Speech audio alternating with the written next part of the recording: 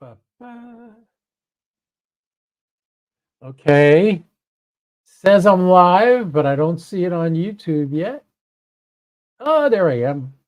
Make sure I got muted. And check on X. Am I live on X? Yes, I am. And everybody's looking at me, looking out the side of my head here and figuring, what the heck is he doing? Just checking to make sure I was live everywhere, folks. That's what I'm doing. I just want to make sure I got this muted, that's muted. All right, sit tight, everybody. This is Mike, KO4 PDI, and you are watching Ham Fun with KO4 PDI, my podcast, Magical Mike's podcast. Yes, sirree, Bob. That's what we're doing here. And that's muted. Okay, ladies and gentlemen, I got something pretty cool for you tonight. I have a gentleman who I briefly got to speak with in January on a Zoom call. But I got to meet him when I was at HAMcation. And he's a mysterious sucker. The guy, everybody looks at the smoking ape. Nobody knows his name. Nobody knows his call sign. Well, somebody knows. Probably the FCC. I don't know it. I don't know his real name. I don't know his call sign. But he's with us today. And I'm going to bring him on right now. Ladies and gentlemen, the one, the only, Smoking Ape. Hello, Ape. Hey, Mike. How you doing, bud? I'm doing good. Try to look serious now because... we don't want anybody to know that you really are a fun guy. A little bit sometimes. Your image. Right. I don't want to ruin your image, but it's good to have you. Thank you so much for coming. Thanks for having me. Appreciate it. Started these podcasts every Wednesday about a month ago. And Wednesday last week, I was driving around the field at HAMcation, where I got to see you again. We got to hang out together at the hotel. Yep. Have a couple of cigars and drinks, and it was a grand old time. I had a great time. What was your best experience at HAMcation this year, besides the weather being great? Probably the best experience was when we were trying to leave we did a Toads Poto on Thursday at Lake Louisiana State Park, or something like that. Lake Louisiana. I don't know how you. Yeah, Louisa. I don't know. I was there. And when we went to leave, I was sitting in the back of Jim's truck, FEP Labs radio, and I was back there with Mike, K at MRD, and Mike wound the window down, and it got stuck, and we couldn't get it back up. So it took, in amateur radio, everybody's an engineer, right? So the crowd just kept getting bigger and bigger with folks recommending how to fix it. And then I was just like, look, grab T.O. because he works on cars. Like, I know he knows about cars. And we were able to get the window up, but there was a lot of emotion. There was a lot of anxiety, a lot of drama. And then, so that's pretty funny. And I recorded it. I got it on tape. So one of these days, maybe I'll share it with everybody. Let's see. Wednesday, we went to, when did we go to Hooters? Wednesday night? You weren't there. I wasn't there yet. Thursday night, when we were coming back from Miller's Ale House, that's why Jim was like, "Don't touch the window." Right. You were in the car with me. That's why he was saying. I was like, "Oh, right. That's why he doesn't want me to touch the window." Mike broke it. He probably tried to blame it on Frank. No, well, Mike. The thing is, with the window stuck down, so after we got it all fixed, we were driving. Mike wound it down again, and it got stuck a second time. And we got to the fairgrounds to pick up the press credentials or whatever, media passes, whatever you call them. Right. And we all couldn't go in because I was like, look, man, we can't leave the car unattended in this neighborhood. We've got all this gear and stuff in here. Oh, not there. And yeah, so we actually got T.O. on the radio, and he had to drive to the fairground to get the window fixed the second time. And that's funny. That's funny. Yeah, he should have put some duct tape on top of the thing. That I had friends that were camping at the campground, and they said that they opened up some sort of Cuban club across the street from the fairgrounds, and the music in the fairgrounds was at the loudest volume you could possibly imagine, but the most you think you could handle. Right. And that's what it would be if you were at the club. But they were like half a mile away from the club, and it was that's so fantastic. Loud. They called the cops. Everybody, oh my God, it got crazy. Thank God I didn't camp, because that would have drove me nuts if I'm trying to go to bed and that happens. Yeah, there were some really good camper setups down there where folks had all their antennas and barbecues and stuff like that. It's pretty impressive.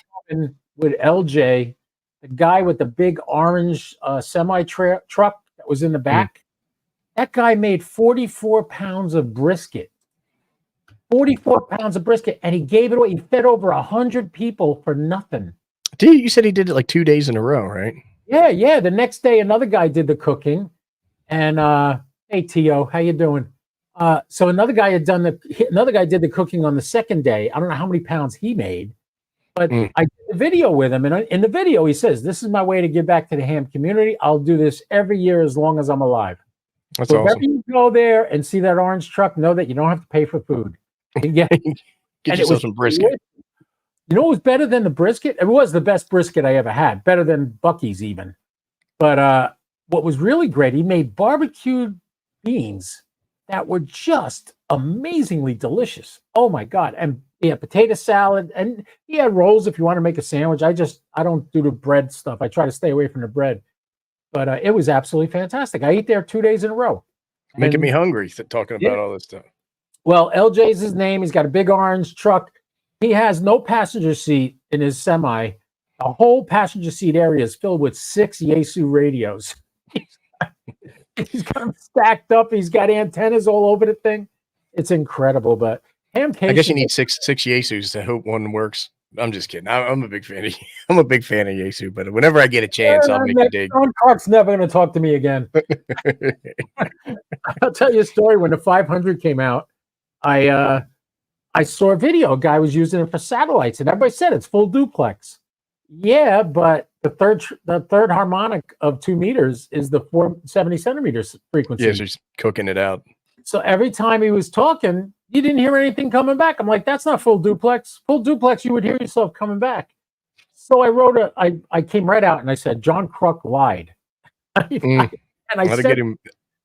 I sent him the info that I wrote, and he, oh my God, he got on my case. So I called Roger in tech support, and he explained it to me. I'm like, yeah, well, it's not full duplex. Well, John Kruk got mad at me and blocked me everywhere, and his brother. But I came to realize later on that technically it is full duplex, but you can't use it for satellites unless you're using a headset or something, because it desensitizes the 70 centimeter side. Well, I sent an apology. It bounced. So I saw John at HAMcation, and I said, John, I want you to know something. He goes, what? I apologize to you. I realized I was wrong, and I took credit. I took responsibility for it, but you blocked me, so you never knew that.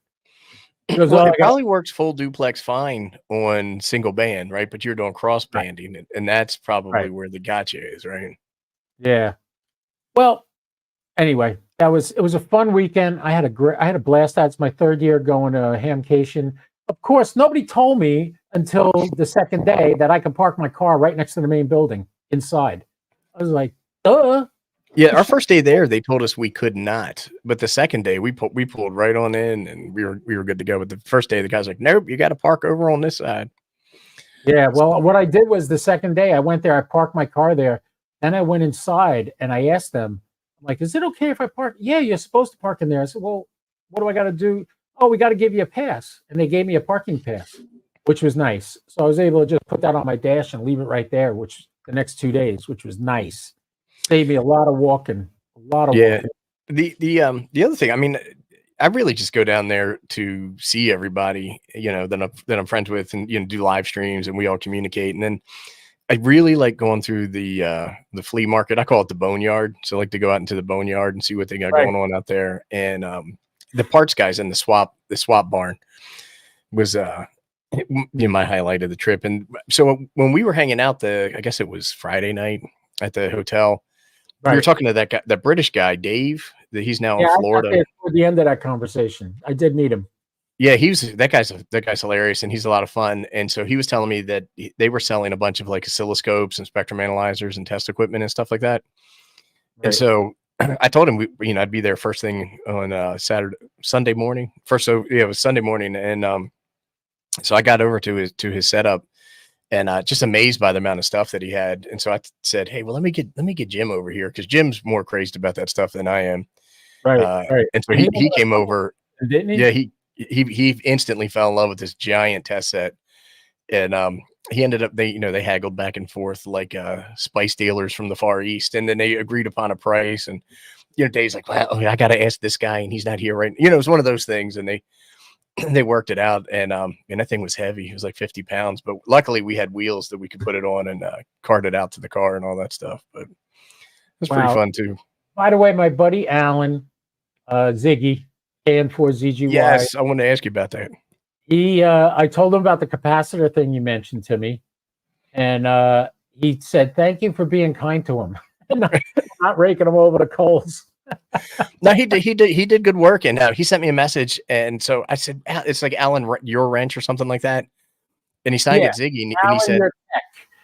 okay, Alan, yeah, yeah, and he said, he goes, PDI told me about the cap, and so I said, hey, you're that if you're the guy that was winding those balance and those toroids, I'd love to talk to you, see what he's got going on and what he's doing over there. I love seeing that. And the thing is that no matter how many you've done and how good you are at it and all that, it's great to talk to somebody else who's doing it because you share perspective, and there can be, here's a trick that I do, or here's something, and it's information sharing makes us all better. I would love to talk to him. well, I can tell by your videos and when we talk in person and stuff that you know your stuff. Well, And I took acting when I was younger, so. oh, that's what it is. Oh, never mind. Forget it. Okay. Good night, everybody. Show's over. We're done. No, I'll tell you this. I am not that guy. I worked for Verizon for 37 and a half years, and I worked on a lot of expensive equipment, boxes and stuff like that. And it's so comical now. The stuff I worked on, they don't even use it anymore. Everything, DDM 1000s, Fuji Muxes, Fuji 600. They don't even use them anymore. Everything's just a little box with 2 fibers going into it, and Right. It's all software. Yeah, it's all done remotely. It's done, and it's incredible how technology, just in like my time working for Verizon, I started in 1973. Telephones were hardwired to the wall. If you wanted a long cord, I had to come install it for you. Right. There was no such thing as baby monitors or wireless handsets back then. Or internet. Right. Or internet. Yeah, there was nothing. You wanted to go to the library, learn the Dewey Decimal System, because that's how you're going to find, that was your Google back then. And I went from that to fiber optics into the home direct for television and stuff like that, to now they don't even, just to give you a little tip on Verizon, they used to make the most money years and years ago on yellow page ads. That was a bulk revenue, not even the phone service or business service. It was all yellow page ads. After that came business telephone systems, and after that came the residential installation repair, which is where I started. I ended up in special services, working on all this heavy duty stuff and fiber optics and stuff like that. And it was great. By the way, if anybody in the chat has questions, just put it in there and I will bring it up and we'll talk about it. Keeping an eye on it. Yeah. When I was a kid, I would love when the new phone book showed up. I don't know why. It just seemed like it was an exciting thing to do. And we would sit there and we would look through it. And then we used to call Radio Shack all the time. I don't know why, but my sister and I, we would call Radio Shack and just ask them the dumbest questions. And they at first they would be real serious. And Yeah, we'd be I like, can't imagine you having that kind of sense of humor. But yeah. Well, we would be like, how late are you open? And just asking them just dumb questions over and over. Like 10 years old. Let's get all the way back. How the heck did you get into ham radio? What started it for you? So when I was a kid and I was in high school, my friends and I all had CB radios in our cars, and it just was a normal thing for kids to do. And there were 2 groups of people who were in the radios at my high school. There was a ham club, and then there was everybody else who had CBs that we would talk to each other. Like when school would let out, we'd get in our cars and plug our CBs in and say, "Hey, where's everybody at?" And I'd say, "Oh, we're at the park, or we're going to go play basketball." And, I had to make a choice. I was like, am I going to get a CB and hang out with these guys? Or am I going to, get amateur radio and learn Morse code and hang out with those guys? And the girls that hung out with the CB guys were way hotter. So it was easy. It was a real easy choice for me. Yeah, that's why. Okay. Hey, if I could tell you a funny story about the Elks, and I never realized this until I joined. The Elks were started during Prohibition. A bunch of guys wanted to drink, so they started a club so they could drink at the club. It wasn't open in public, and they were allowed to do that. And what happened was there was 5 guys, and one of the guys' wives, one of the guys died, and the wife was destitute. So the other 4 guys picked up the slack and took care of her for the rest of her life. That's why it's the Benevolent Protective Order of Elks, BPOE. Nice. That's nice. But it was just a bunch of guys wanted to go drinking. That's what I started. It's amazing how sex and booze can get you to do things that you normally wouldn't do. Yeah. And so, I just had a CB in my Jeep until all the way through college. After that, I, became a professional, if you want to call it that. And I took it out and I just never played with it again. And geez, this is probably like 15 years ago. There was a guy came into work and he had one of those RTL dongles from England. And I work in IT and we're all nerds. And so he's like, look, I got this thing off of eBay and you can listen to radio with it. And so, being nerds, we all sit around and we figured it out and got it working. And then this old timer from the Navy comes out and he's like, that's called a waterfall, boys. And he lectured us on the whole thing. And so we really got into that. And then, I started listening to police scanners, and with my friends and I, we did a lot of like hiking and camping and stuff like that. King Edward was the thing back then. And, so we started getting like the FRS and GMRS radios. And then, my buddy's like, we can get these Baofeng radios. And I was always afraid that, we had to learn Morse code, and we didn't. So we learned them, and it just started snowballing from there. Wow. That's great. I started with CB radios and stopped there. My brother got into ham because my neighbor had a giant 6-meter beam on his roof. Nice. And he used to change the channels on our TV. It was great. I don't think he was supposed to be doing that, but he did. Right. But that was where I learned that, if that happens, you go talk to the ham guy and he's supposed to do something about it. And he did. He stopped doing it. He stopped changing our channels. So that was good. Anyway, he was my brother's inspiration. So he got his tech license after 9/11, right around 2002 or so. And he's still a tech. I keep telling him, come on, you want to try to talk on 10 meters? This was 3 years ago when I first got my license. And I'm like, get your general, will you? We could talk on 20 meters all day, every day if you get your general, right. 40 meters. And he's like, no. Anyway, he came down here. He took the test at Jim and Lisa's house, and he didn't pass it, but he got a good experience with it. And I don't know if he wants to still do it, but I still encourage him. And I definitely want to get my extra eventually. I can do it. I used to work on really complicated stuff, and I was able to get it. So it's just a matter of really, putting the nose through the grindstone. With any of the tests and with any of the technology in amateur radio, it's really about exposure, right? And so what I tell people, the first time I sat down and read a book about, antennas or antenna theory and stuff like that, I'm like, Jesus Christ, this is going to be impossible, and and so you just keep exposing yourself to it repeatedly, and you start to pick up little pieces, and then it kind of all fits together like a big puzzle. So anybody can do it. It's just a matter of putting in the time and the work. Well, if I was young, it'd be easy. Like when Alan got his, he's an extra. He didn't even have a radio yet. Right. He was an extra. And and now he's like so into these antenna building things. He's got all kinds of ideas. He goes around, you get this, he's got about 200 feet of Rome tower stacked up in his backyard. He'll drive around. He sees an old antenna tower and he asks people, you want me to get rid of that for you? And they go, yeah, get rid of it. Goes and takes it down and takes it home with him. And he's, like I said, he's got 200 feet of it in his backyard. The nice thing is he's at a very high elevation in Florida, which is like 90 feet. Because the highest point in Florida is only 300 feet above sea level. So he's at 90 feet and he's going to put up a 100-foot tower. He's going to be able to get half the state on 2 meter with that. Yeah. It's incredible. So yeah, when I was a tech for 4 years before I think it was 4 before I got general, just because there was so much stuff in the tech space that I was learning and playing around with, and I didn't necessarily want to didn't even have any interest in really getting a general license. And then I saw FT8. I saw somebody was doing some FT8 and they were using a Raspberry Pi, and I did a lot of work with Linux at work, and I was a Unix sysadmin for a number of years. So I was like, well, I'm going to buy a Raspberry Pi. This is going to be awesome. And I bought one, and got into HF that way. But I'm not an extra. So the thing is, everybody thinks I am. I'm not. I've never taken the test because I didn't see a need to do it. But I get shamed. I get shamed by that. Some people. I only get, Ziggy. You know what? The pressure on me was I'd be out doing parks on the air and I'd go, oh my God, I found a quiet frequency. Yeah, because I'm in the extra part of the band, but I don't realize it. And then I start transmitting and somebody goes, hey, buddy, you're in the extra part of the band. Right. Oh, sorry. Hey, speaking of the devil, here's my buddy Alan. Ziggy's here. He's the guy. Alan, I want to catch up with you sometime. Yeah. Yeah, we got Soul Studios here. Oh, shame. Don't yell at me. I'm sorry. He's yelling at me for not having my extra. So yeah, I deserve it. Nah. I've been having a lot of fun with my general. I've been doing a lot of stuff with it.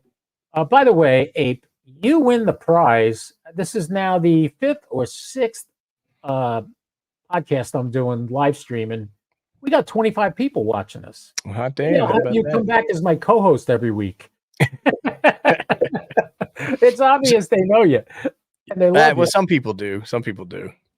You Yeah. know, and that's one of the things. It's like it's a weird, but it's also really nice. Like so, at the Ham Fest, everybody comes up and they know you really well because they watch your videos, but you have no idea who they are, right? Right. And the thing is that like, hey, I'm glad you're watching. I'm glad you enjoy it, and I love meeting the people. And you get used to it after a while, but at first it's a little weird. It's a little weird. Well, Jim, my Elmer told me, he said, what's going to happen is you're going to be out there doing FTA, doing your thing, way before I got a YouTube channel. He Right. goes, you wear your call sign on your shirt and you go out and you'll have people coming up to you saying they talk to you. And I was like, nah. And I'm like, he was like, yeah, it's going to happen. So first Ham Fest I ever went to was Huntsville. Somebody came up to me and said hello. I said, oh, I got you on FT8 yesterday morning. And I was like, wow, I didn't even know I was doing it yesterday morning. I forgot about that. Yeah. But it is a very small world of ham radio operators. We cross paths in many, many different ways besides just on the radio. What's hilarious is that so we were at the Ham Fest and there's a big traffic jam going into one of the buildings because there's like double doors, but they would only have one open and they're taking turns going one at a time through the door. And so I just grabbed the second door and I opened it up and I'm like, I'll work the door. I was like, come on, guys, come on, get in there. Don't miss it. You know, and I started, saying all this stuff. And this older guy comes by, he's got an oxygen tank and he's like using a cane or something, moving real slow. And he just looks at me and he goes, "You're the smoker." And I go, yeah. I go, yeah. And he says, "You're paler in person." And he just turned around and kept going. He didn't say anything. I thought that was the funniest thing ever. I think I saw that guy. I think he sat next to me during one of the seminars. Yeah, well, I described about 40% of the Ham Fest. Yeah. Yeah, I never knew there were that many scooters in the world. Yeah, I thought it was hilarious that he just would say that. That was what he wanted to say. And it was my that's probably my favorite moment of the Ham Fest. I was just laughing so hard because this guy just comes up and says that to you. Wow. Well, I'll tell you, you have a good microphone. This is what I use on my radio. Same thing. Oh yeah. Yeah, I love it. It's fantastic. And I had the Rode wireless mics. Now I'm using the DJI wireless mics. And why I like them is they're plugged in all the time. So the box charges the microphone and the receiver. So it's always fully charged when you pull it out to use it, which is really good. All right. So you got into radio to get the chicks. Did it work? Yeah. Well, I guess I met my wife back then. So I guess it did. But it was, we had a lot of fun using those CBs. And the thing is like a lot of people are like, well, we need to get younger guys into the hobby, get them into get a radio and stuff like that. Get them a CB. You know what I mean? And that way you can get one for $40 and that probably comes with an antenna and they can play around with their friends and learn to love the communication side of it and using it. And just when I was a kid, the Dukes of Hazzard was huge, right? So like we were like all like Shepherd the Lost Sheep, and all that stuff. And it was a lot of fun. We really enjoyed doing it. There wasn't any rules because it was CB. You know what I mean? So it was just a way for us to the Wild West. Fun. Yeah. The Wild West. You see what Jim says here? He's getting on my case. He's bragging about his kids again. All his kids had their extra license before they were 12 years old. Yeah, well, there you go. But I imagine they had a pretty smart guy in the house to help them out, along the way. I think there might have had something to do with that, or he had a whip. One of the others. One way he's getting the kids to learn. I tell a story, and this is absolutely true. Back before they built the World Trade Centers, back in the 60s, my dad was friends with a guy that owned a TV repair shop down that area, Manhattan. Because that whole area where the World Trade Center was like blocks of television repair stores. I mean, you used to walk down that street and see nothing but TVs in the windows and tubes and you name it, it was there. And he knew an owner of one of these stores. So he takes us there one Saturday afternoon. And the guy, I guess he felt bad for us. We didn't have a lot of money as kids. He gave every single one of us a transistor radio. Little tiny thing, but big, 16 transistors, 15 transistors. I have no idea what that meant. But if I had 18 and you had 16, my radio was better than yours. That's Right. Had to be. Had to be, right? I needed more transistors to do what you're doing. Anyway, long story short, we get home and I'm like, I'm listening to Cousin Brucey. I got it under my pillow because my dad used to say I can't listen to the Beatles or anything like that. So I would Right. listen to this radio at night when I go to bed. I put it under my pillow and put my ear on and listen to it. Well, we get home. We're not home an hour. And my brother Phil, who's 6 years younger than me, he just turned 63, right? So he's 63 years old now. So yeah, I'm going to be 70. Anyway, I go in the bedroom. He's got the whole thing taken apart on his desk. I mean, circuit boards out, the speakers out, the boxes apart. And I'm looking at him going, Dad's going to kill you. What are you kidding me? You're never going to get that thing to work again. An hour later, he comes out. It's working fine. He put the whole thing back together. He has that kind of mind that he was Yeah, able that's cool. at that age, because I was maybe 12. So that makes him, he was like 8 or 9. And it was amazing that he was able to do that. But he had that kind of technical mind. Me, I'm more of an experiential guy. I want to know how it feels. What did you do? Did you enjoy it? That kind of thing. He's more like, how the heck does that work? I got to know. He ended up becoming an engineer. I just worked for the phone company, but he was an Right. engineer. Well, see, But, like I'm like that, where I want to understand everything there is to know about something in order to feel comfortable with it. And I don't know where I get that from, but like I started building a lot of bandpass filters and playing around with them because I wanted to know, like I wanted to test them, you know, the commercial ones and stuff like that they sell. And I was like, well, how do these things work? And you know, first it's like there's no information out here, and then when you start finding it, it's like you need a slide ruler right. in order to figure it out. And I don't know, probably built about 6 of them so far, and it's been a lot of fun, and I'll be doing some more. So Cool. Excellent to see so many interested in the hobby at an early age. Yeah, that's a good way to put it, Pam. Thank you. yeah, for sure. I mean, that's We still got 27 people watching, so I guess they're enjoying it. I guess, I'm not screwing up too bad. well, we'll give them a little more time, and we'll see what happens. Yeah, Josh always says, you want to know what people really think? Do a live stream. Yeah, you get to find out. But I'm really happy all you people are coming. Make sure you like and subscribe and hit the bell so you know whenever I go live. I do a lot of satellite passes live. I do a lot of ISS passes. As a matter of fact, right now, this time of year, about 7 o'clock in the morning Eastern is when the ISS is passing very high in the sky. So you want to see me do an ISS pass tomorrow morning? Be here tomorrow morning, and I'll try to get on live. Do you do any of the decoding from like the satellites that are up there, the like the weather satellites and stuff like that? I haven't gotten into the weather satellites. I was thinking about that. It takes a whole different antenna, and I can do it. I haven't tried it yet, but I'll try it eventually. What I do is I do a lot with the. I tried IO-117, and for a while it was going really great. I would get like 30 contacts in one pass. That's And you great. say, well, how's that possible? Well, on an IO-117, the pass is over an hour long. It's about an hour and 10 minutes because it's about 6,000 miles up in the sky. And it has a huge footprint. You could literally get from Florida to Russia on that satellite. And I've done it. I've gotten South America and Canada on the same pass. It's incredible. But for some reason, the Italian government was going to decommission it and kind of like put it to sleep. And the uproar from it was so great. It was made news shows, everything. Well, now they said, well, okay, we'll hold off for a little while. Well, it brought it out to the forefront. Now, for you to get a QSO on that satellite, forget it. You can't, because everybody's on it. Right. And now Josh with Ham Radio Crash Course he's taking it on as a crusade to keep it running. And I'm like, stop telling people about it. It was so much fun before nobody was using it. Right. Well, that's like a band. like you have a band that you like, and you start telling everybody, and then everybody starts to like them, and you're like, they're not cool anymore. They're mainstream. So, did you take care of your wife today for Valentine's Day? Did you do something nice? I always do nice stuff. So, I mean, that's. Sure. I was in Publix today at 4 o'clock Eastern. There had to be 300 bouquets of roses waiting to be picked up, and they hadn't sold them yet. I'm like, no, Valentine's Day ain't that much longer. Right. You get them half price tomorrow. From work of coming to get them. The guys that forgot it was Valentine's Day stop there and get the roses. That's what I want when I'm married and happily married and with my beautiful, lovely wife. I'm not married, by the way.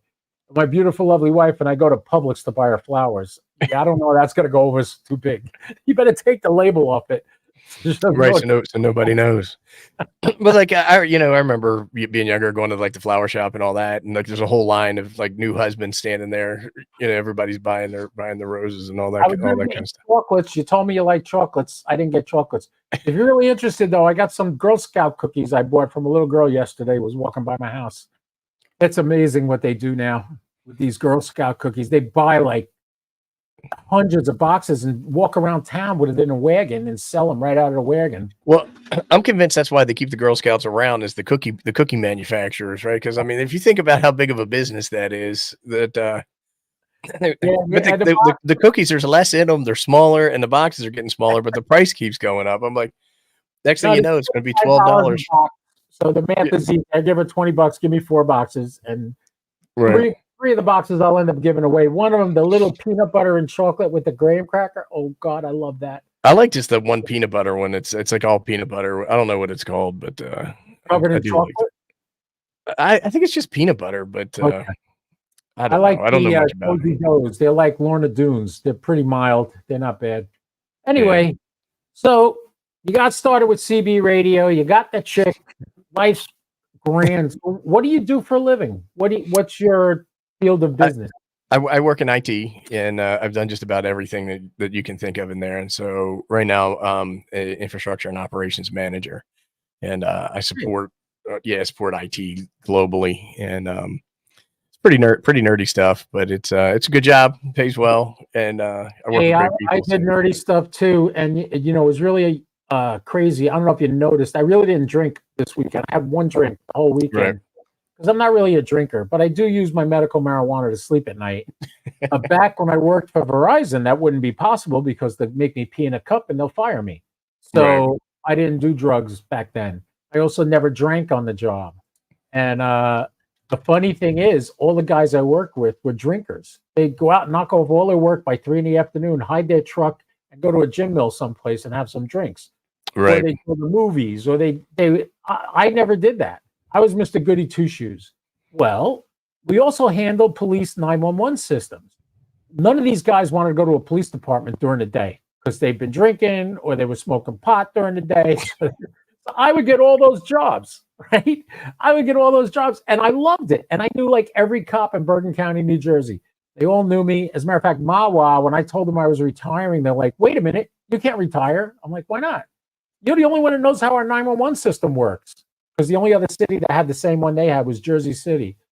So I knew how to fix those systems, but nobody else did. So when you And retired, did you contract back afterwards, though, as like a consultant or something? I know a lot of guys in the phone company that the phone did that company for couldn't years. wait to get rid of me. They wanted me Yeah. out. I was sucking their pockets dry. I was making so much money at that point, and they offered me they made me an offer I couldn't refuse. It came out to over $150,000 more than a normal retirement if I left by a certain date. So I was like, "Bye. Can I leave now? I'll leave now. You want me to get out now?" And they're like, Yeah, "No, be like, no. I won't. The door won't have time to close. I'll be gone. 4th of July, 2010. That's when I retired, and I'm still not working. I'm Yeah, good enjoying for my you. life. So, yeah, I'm not going to badmouth them. Their service every now and then sucks, but on a whole, I'm happy. It's good. But I noticed my buddy Don Clementi is here. Don's a nice guy. He's a ham. He was. I was around 10 when I got started taking the portable transistor radios apart. You and my So brother were that off. is he one of your buddies from Jersey with a name like Clemente? I would No, imagine. he actually lives here in Palm Coast with me. Oh, okay. N2 MSP is his call sign. Motorola's radios were the best. Yeah. So we were like. So the guys I'm with in Coffee and Ham Radios, we put nicknames on everybody to keep track of them because we can never remember who everybody is. And there's like a million Chucks, a million Steves, a million Mikes. So I was calling you Italian Mike, and so we wouldn't know which Mike we were talking about. And then I changed it to Jersey. I changed it to Jersey Mike. Okay, Jersey Mike. Because Hero maker. Yeah, I didn't want right. to be I didn't want to be racialist, so we changed it to Jersey Mike. I've been known as Photo Guy Mike, Magical Mike, all kinds of names. But Photo Guy Mike, I did photography for 15 years on the side while I was working for the phone company, and I Right. specialized in shooting art nudes of women. Oh, If you search, you can see a lot of those pictures are still online. There's a website. Don't go to it. Michelle7.com. Don't go there unless you use my link, so I get a portion of whatever you. If you buy a if you buy a subscription, I get half. Use those. Go Support to the my channel. Photo Guy Mike page, photoguyMike.com. Go to that page and use the link to go to Michelle7, and you'll be able to help me out. But why not? I've been published there over 50 times. I finally, after about 15 years, I said, all right, enough of that. You seen one boob, you seen them both. You know, I don't need to see any more naked women. And as a matter of fact, I had a neighbor wanted me to shoot some pictures of her at the park, and so I did. We went to a nearby park, and she helped me out with a ride on New Year's Eve because I went out to a place I didn't want to have to drive my car there.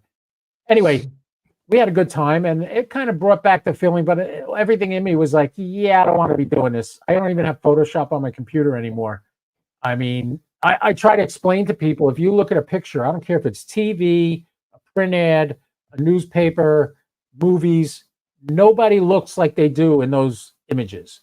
That's Right, all because so much editing, right? computers and Photoshop.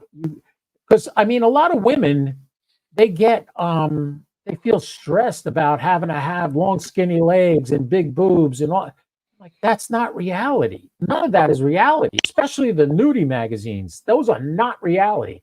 I have a picture of a girl who's one of the most beautiful models I ever shot. People look at it and they're floored by this image.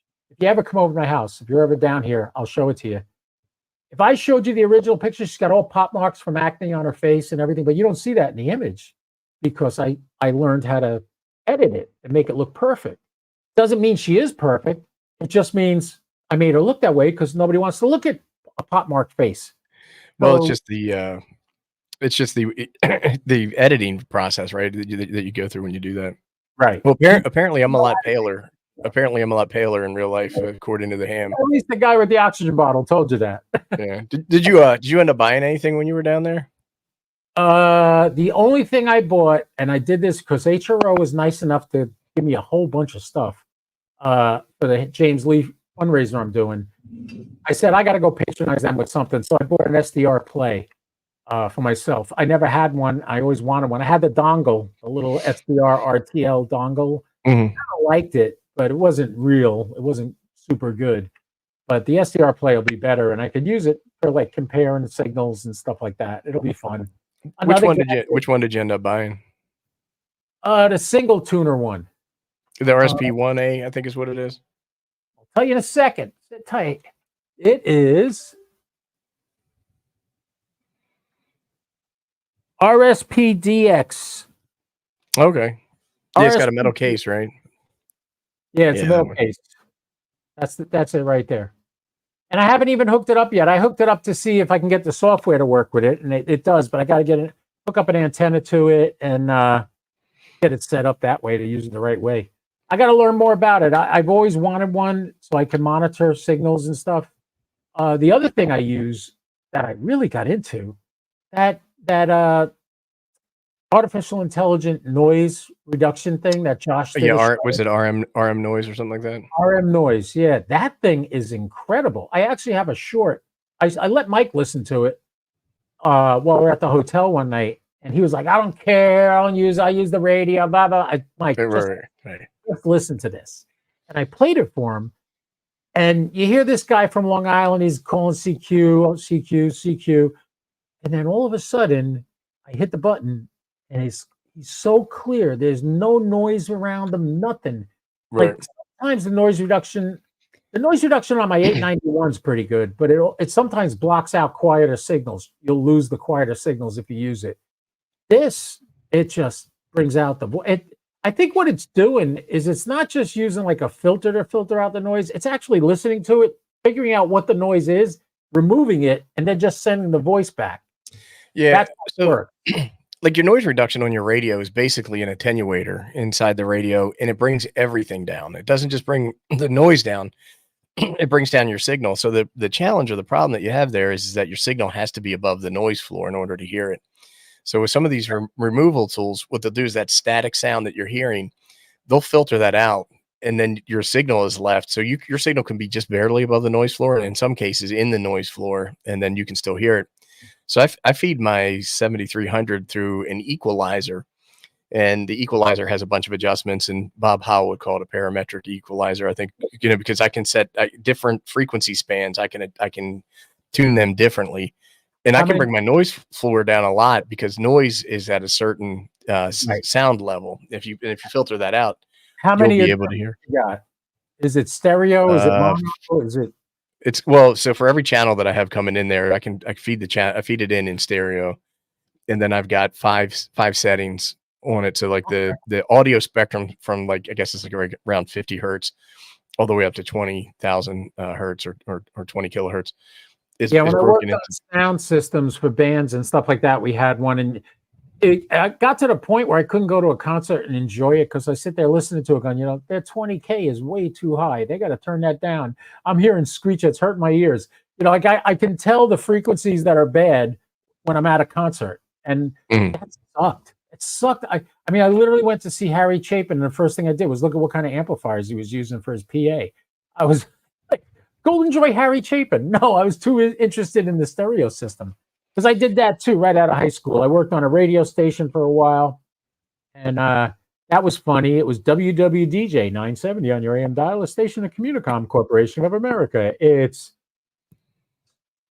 638. Ding. Anyway, that was a station ID. And one night I'm listening to it. I always listened to what was coming out over the air, so I knew how I sounded. And I could adjust the board a little bit, but I really couldn't adjust it a lot. And I knew in the engineer's room, he had a 20-band mixer. I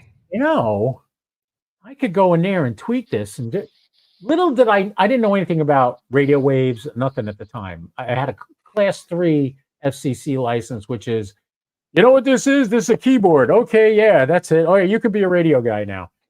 Just something to have my name on record that I had learned. And I went and adjusted the equalizer so it sounded good on the headphones. Well, now we're overmodulating on certain frequencies, and the pattern is blown out of the water. I hope this Stu isn't listening. Stu, this happened 40 years ago, but Stu calls me up the next day. He goes, "What did you do?" Like, what are you talking about? Did you I do nothing? There's an equalizer there? I didn't even know that. There's an equalizer? It's like, yeah, did you touch it? Did you touch it? Nah, I don't know what you're talking about, because they were overmodulating and they were going to get sued by the FCC. Yeah, well, like a lot of people will get like a radio and then they'll adjust. So what they'll say is, oh, Larry down the street has some really good settings for EQ in the radio, but everybody's voice is different. So you can't use the same settings that they use. And then even when you switch modes between like, something like AM, which is a very wide, a lot of people don't use it, so it's probably not a big deal. But then you go to single sideband, that messes with your EQ settings as well. Right. Hey, Steve. I just looked over at my OBS and I have my mic shut off on OBS. But you were hearing me, right? I hear you. There's a little bit of crackling when you get emphatic, but I do hear you. Maybe you're coming in on a different mic or something. I don't think there's another mic hooked up. Oh, hope not. I know all these little cameras I use. I got these little, they call them angel tube cameras. You see this? And literally they have a light built in, so I could turn the light on and off, right? This camera is the one I usually put on the radio, but I have the same exact camera looking at me, and I got one looking over my shoulder too, but they're not connected right now. And every now and then Windows will go nuts because they're all USB cameras, and they'll change my sound settings in Windows to be like that camera being the microphone on that camera. And I'm like, no, that ain't going to work. Right. So let's see. We got any questions here? We got a lot of people comment. Oh, Steve, KO4 AFL is here. Yeah, I saw that. Good, Steve. Good to see you. I don't know Pamela. Pamela, never heard of you before, but welcome. Thank you for She watches a lot of the car stuff. She's great. Okay, and then we got Soul Studios. I like, subscribe, and hit the bell icon. You are a man after my own heart. Hey, hold on a second. I want to just tell people a little bit about this fundraiser that I'm doing before it gets too late. Do it. By the way, we have 32 people watching right now. I'm impressed. You drew the crowd. I swear to God, you're going to be my co-host from now on. Anyway, if none of you are familiar, go back in my live feeds and find the video I did, the podcast with James Lee. James Lee is a friend of mine who I wasn't friends with him when I first met him. As a matter of fact, I thought he was a jerk. I tell this story all the time. People say, he tells me, tell people how we met. And I'm like, okay. Anyway, long story short, we're friends now. And he had a terrible incident happen to him in 2021 on December 8th. He went in for a mitral valve replacement. And when he went in for the mitral valve replacement, it was supposed to be routine. He was supposed to be able to drive himself home the next day. But what happened was his blood clotted when it went into the heart lung machine, which caused him to die 9 times on the table. As a That's result, he ended up crazy. in coma from December to March, with only a short time in January where he came to, but he couldn't do anything. The family wasn't there. Nobody could talk to him. He couldn't talk. He had a trach. He had a respirator. He was in bad shape, and he almost died. And they kept giving him drugs to constrict his blood vessels to keep his blood in the core of his body. Well, as a result, it killed his fingers and his legs below the knees, and he had to have all his fingers amputated and the legs below the knees. His name is James Lee. He runs Shack in the Box. If you've ever seen Shack in the Box at a convention, that's James. So he lives in my town. We're friends, and the man needs some help. He's over $8 million in debt. He's got 4 kids all going to college, and he needs help. And my heart was, this was laid on my heart sometime back in, I don't know, August or September, October. I started thinking about it all the time. I said, I got to do this. I got to do this. So I decided to work with the Elks of Palm Coast, and we are running a 1-day ham festival. You're all welcome to come. If you're in the Florida area, it's a drop in a bucket. Just take a little couple-hour ride from wherever you are. If you're down in South Florida, Titusville, come on up. We'd love to have you. Everybody, all the Daytona Club, come on up. All of the St. Augustine Club, they're coming. I talked to the ARRL. They have sanctioned the event, and they will actually be there. The Great. gentleman who made the decision to sanction the event is going to come to the event. The Elks Club is going to be all right. They're going to run 50-50s, baskets of cheer. I have radios that HRO gave me. I'm going to be giving away. There'll be a lot of door prizes, probably about $1,000 worth of door prizes. Ham Radio Deluxe gave me a free $99 gift certificate. If you already have Ham Radio Deluxe, you can extend your membership 2 years with this. If you're new and you're just starting out, you can get a full year subscription for this, which you don't even really need, but it helps because then anytime there's an upgrade, you're included in it, which is great. Yeah, who else? ABR Industries is going to send me some stuff. ICOM is sending me a bunch of swag bags to give away. So come on out. It's March 9th from 9 a.m. Yeah, 9 a.m.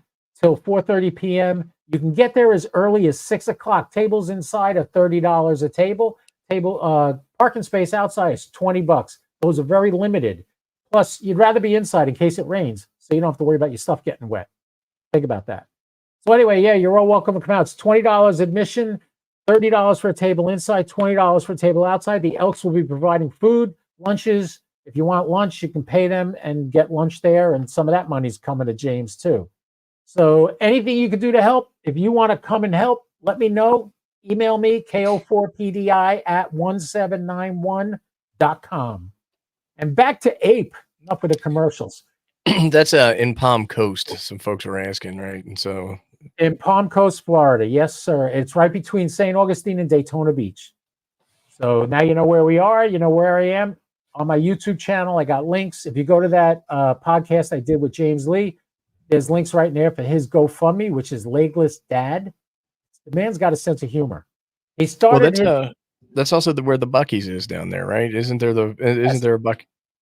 Yeah. There's a Buc-ee's in Daytona Beach, and there's one in St. Augustine, and we're right in the middle of those two. You know, not to be political about it, but you know, everybody should write, whoever you vote for and whatever party you're interested in, about the cost of healthcare, because anybody is moments away from some kind of accident or some kind of catastrophe like that can just crippling debt that you know, isn't just your debt, it becomes your family's debt as well. And we have to do something around the cost of healthcare in this country. And the thing is that these politicians say that they're going, it doesn't matter who, they're going to do something about it, and the cost just keeps spiraling out of control. You know, however you solve that problem is one thing, but you know, when you go to the doctor, they bill your insurance company, and the insurance company rejects it, and then you have to argue, get on the phone, you have to argue with people, and then they want paperwork and all this. and there's a cost of all that, and it's just wasted money around bureaucracy in the healthcare industry. It's ridiculous. It's just ridiculous. Exactly. I understand completely. And Jim's saying it was malpractice. Just to show you how slow things work. Jim's got a malpractice lawsuit going. He's not going to get to go to court until 2025. Yeah, that's how long they're pushing it off. And right, and then some lawyer is going to take a huge chunk of whatever they Exactly. you know, and it's just the whole thing is a mess. Yeah. Ooh, who is this? Ham Radio Ohana. That's Hamstick Eric. That's Yes. Hamstick Eric, and that guy is an elite satellite operator. He's Really? yeah. I should We've check had out him. We've it. had him on Coffee and Ham Radios to talk about it. The guy in Hawaii. He is. Okay. Yeah, I figure Ohana. That sounds like a Hawaiian name. But yeah. So Ape, is there anything you're plugging or talking about? I know we talked at the hotel that you're more into the testing and doing all these like geek stuff with radios, like my brother. Yeah. Right. I mean, that's just what I'm into for whatever reason. Like I said earlier, I just like to understand how things work, and that's the part that interests me, the how and the whys of, you know, how do you put a wire up in the air and, you know, hook a little radio to it, and then you can send and receive signals. To me, it's just the technology that happens is the fascinating part. Not so much like I work in an office where I talk to people all over the world all the time, and to me, talking to somebody in another country doesn't seem that thrilling. So I just would rather understand how that would work versus actually doing it. So I spend most of my time doing that. But in terms of plugging, the only thing I would say is to check out, I do twice weekly live streams with a great group of hams over at Coffee and Ham Radios. And, you know, we all have a little bit of a different background and different interests, and it's a lot of fun. And I really, really enjoy doing that. And we have a pretty good following over there of great people. I think the first time we crossed paths was the Coffee and Ham Radios end fed they were building. And you got me the kit. You had like the last kit available and you sent it to me. I bought it off yet. And I was putting it together. So you ever see those little racks with the little cubbies? They got little shelves that you put like screws in and washers and all that. So I'm on my workbench and I got that in front of me. And I'm just getting ready to put the capacitor onto the toroid and solder it. And it springs out of my hand. Oh, I remember that. We sent you another one, right? You had to send you another capacitor. No, I actually found it. I found it because it sprung out of my hand, and I'm looking all over. I'm crawling around my garage on my hands and knees, getting filthy, looking on a cabinet, picked up the shelf, everything. I couldn't find it anywhere. I went to grab, you know, the little boots you put on the Anderson power poles. I do. I went to grab one out of the thing, and there it was, right there, in with them. It bounced off my shirt into the cubby, and I was like, "Oh my God, I can't believe I did this." But yeah, you were going to get me another one, but I happened to get my hands on it, so I didn't need it. But you know, I am such a loser in this case. I'm going to say it honestly. You never used the antenna? That was almost 2 years ago, right?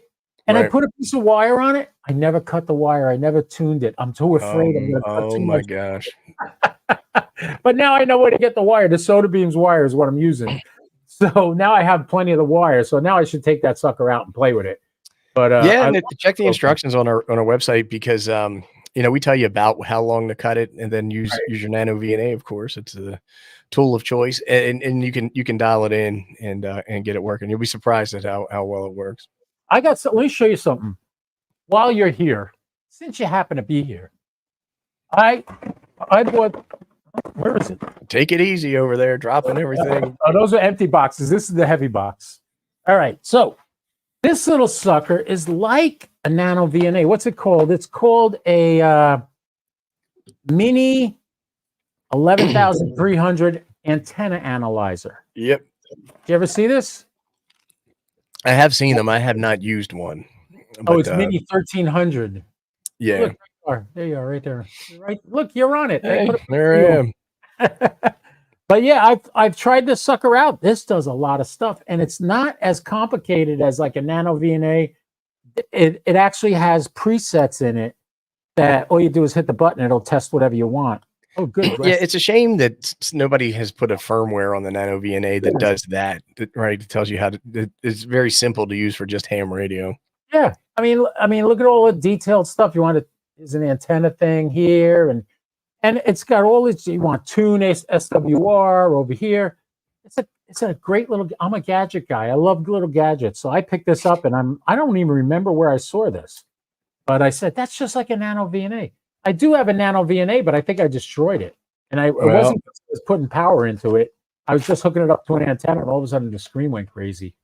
I don't know yeah. what So the thing is that they have to have a very, very low input signal on them because the electronics inside are pretty sensitive. And even with your antenna, like if your antenna, you might not hear it in your radio because your radio has filters, but that right. antenna is picking up a local AM stations, FM stations, any RF that's in the air is hitting your antenna.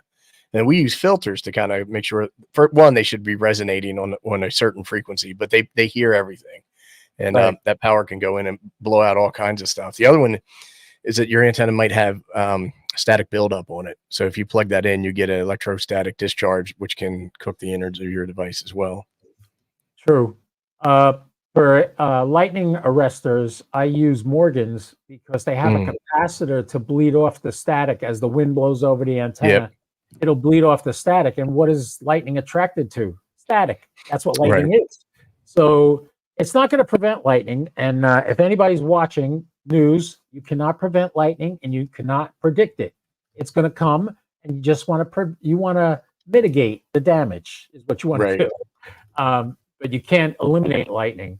But anyway, it worked out really good. But we have someplace else to be in about 5 minutes. So we started a little bit early tonight. I'm gonna end a little bit early, so that this way we can jump over to that other live stream we're gonna do with TO later. So thank you so much for coming.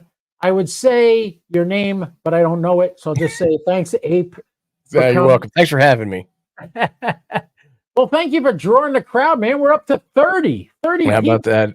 God, I might get a couple of subscribers out of this. I still got to get 1,000 subscribers, and I got to get 4,000 hours watched. So thank you for helping me do a little bit of that tonight. No worries. You're a great asset to the community, and I loved hanging out with you and smoking cigars at HAMcation. And we got to do it again sometime. You're coming up to Huntsville. I'm still. I got my buddy wants me to go to Dayton, but I'm kind of like I ain't got the money for that. You know, I'm probably 75% sure. Millions of dollars like Josh does on YouTube. I'm probably 70%, 75% sure I'm going to Dayton. I don't know about Huntsville. I think HamFest should be at the outside. That's my thing. And yeah, well, we are the whole couple of days beforehand. We're up at Monsanto State Park playing radio, so we had a great time there last year. And now TO's doing this. The 5 days in August, 5 days in August or something. Yeah. And that's pretty cool. I think I should just stay home and study until I get my extra. Because then I could sound better than you. There you go. There you go. I'm not better than you.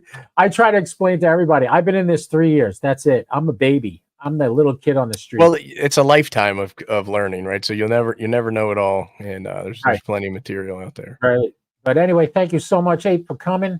And you have a great night. I'll see you later when we get to that other thingamabob we're going to do. Yep, and, thanks. You're welcome. And anytime you want to come on, you got something you want to promote, you got a new thing that Coffee and Ham Radios is doing, make sure you guys follow them on Coffee and Ham Radios. What's the other one you do? My channel is The Smoking Ape. You have The Smoking Ape channel. I just watched one of your videos today, and I put it on my Facebook page so people get to know you and know that that guy in the video that looks so serious, like he just found out he's got cancer, is not who the ape is. This is who the ape is. He's funny. He's hilarious. He's got a great sense of humor, and he knows a lot about antennas and radios. So use that resource, folks. Get in touch with him if you need help with something. He's a great guy, and he's a fun guy to get to know. So thank you, Ape. You have a great night, and I will see you soon. Airport PDI 73, Ape. That was the Smoking Ape. I bet you never talked to him like that before. You never got to see that side of him because you're just watching his videos or you're just watching him on other shows.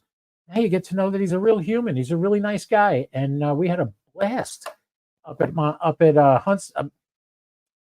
HAMcation last weekend. So hope to see you guys soon. I may be going to HAMcation. I may be going to Huntsville.